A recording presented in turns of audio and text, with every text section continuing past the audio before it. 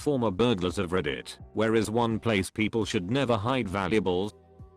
LED lighting is cheap these days. If your house is gonna be vacant for a while, consider investing in one of those smart lighting home automation systems, where you can set different rooms to turn on and off at different points in the day. Kitchen during dinner time, bedrooms at night, etc. My neighbor did that, and it fooled me. I rang his doorbell to ask to borrow a pressure washer wand, with no response.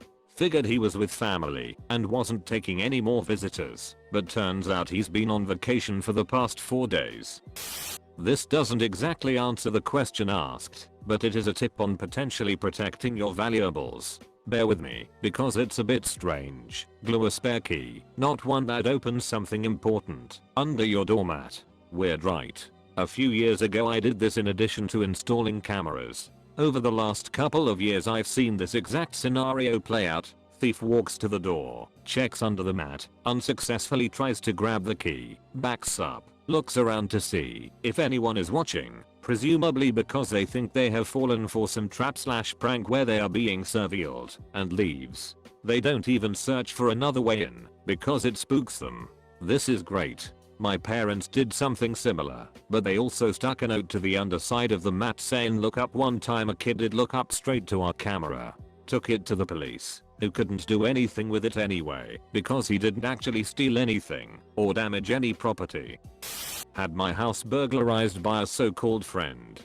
He missed by far the most valuable thing. It's just a safe sitting on the laundry room floor. He missed it because I'm a scumbag and had it covered with a mountain of dirty clothes and towels. So not being tidy saved me upwards of $35k. Did he get busted? Did you confront him? My brother saw his pickup truck leaving the neighborhood with his bounty, so he was basically caught red-handed. I had no cameras. The cops didn't care about my brother's word. I never saw him again. I didn't care about what he stole, and it didn't traumatize me in the least, but my girlfriend on the other hand was terrified at the feeling of someone going through the house like he did. Also, side note, I used to do door-to-door sales for ADT. People would let me in the house and just tell me where all the important stuff was before even verifying I was legit. Don't do that.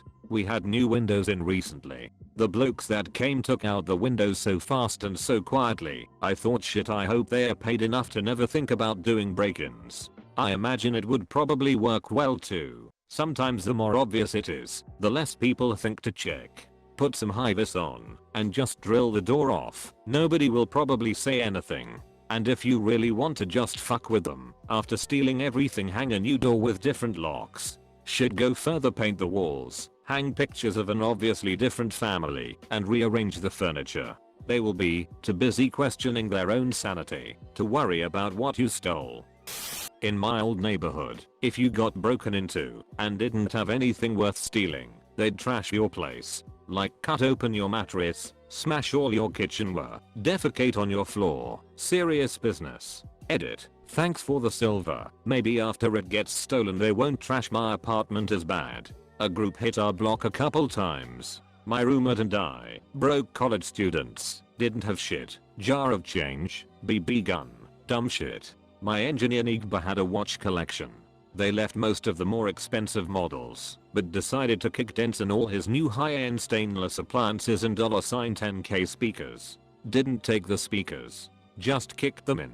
SMH. My mother has a closet filled with food supplies, boxes of bags of spices and such. There's at least 3 dozen such boxes at all times in said closet. One of them, and she replaces it regularly, so the expiration date remains relevant. She opens up carefully, fills with valuables, and then carefully closes back up.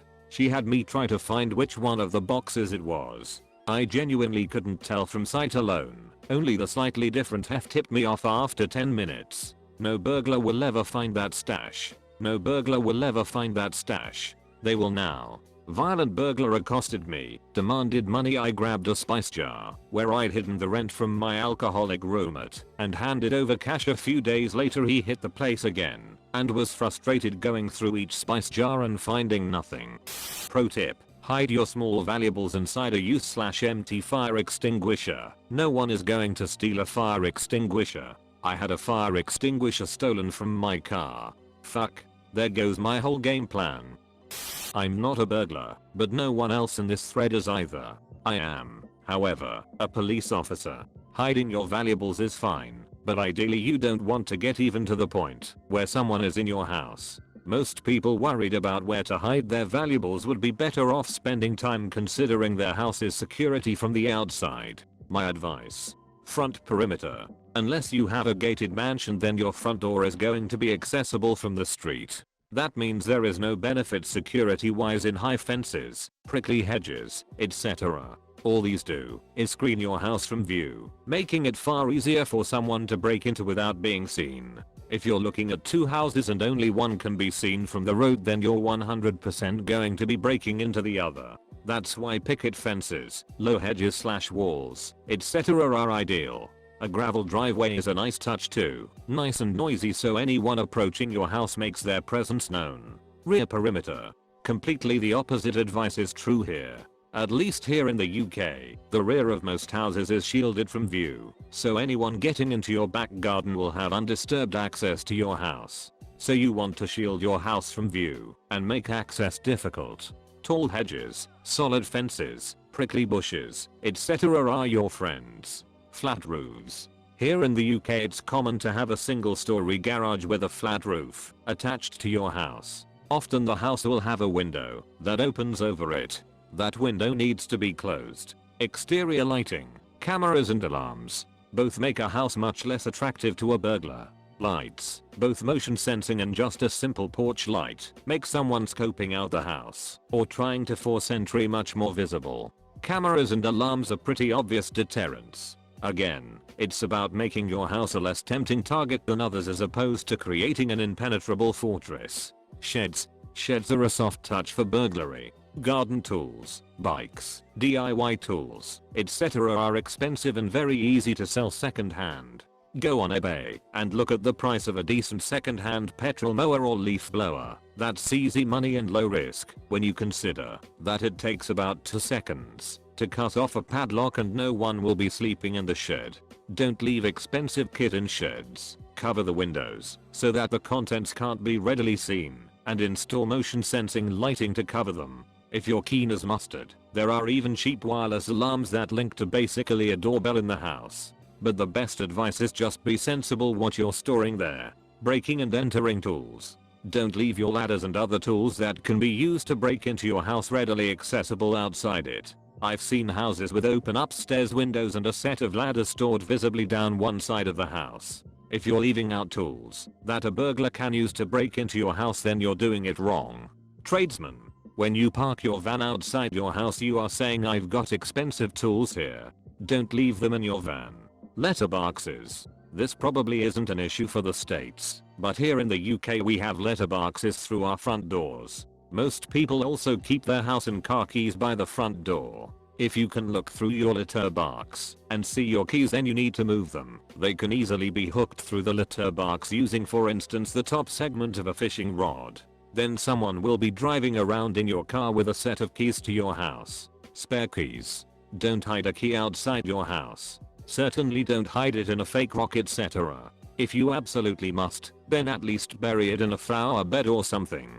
You're better off leaving a key with a friend or burying it in their flower bed if you must, but don't give it to them with a key ring identifying your house. Also, don't leave a spare key in your car. Someone breaking into your car won't need to look up your address. There'll always be some paperwork or other in there that identifies it. Perhaps most importantly, get to know your neighbors and share your plans with them. If you're going away for a week, then tell them. Neighbors who generally know each other's habits will notice when there is a strange van parked in your drive, or lights are mysteriously turning on whilst you're out of town. And they'll be more likely to act rather than minding their own business. Be conscious of what you can see through your windows. For example, as you approach my front door, you walk past the window to a room full of various computing kit that look expensive. When I'm not using the room, I normally close the blind simply to conceal what's inside. Otherwise, I'm suggesting to anyone calling at the house for any reason that there is expensive gear lying around the place. Finally, break into your house. Or at least, figure out how you would.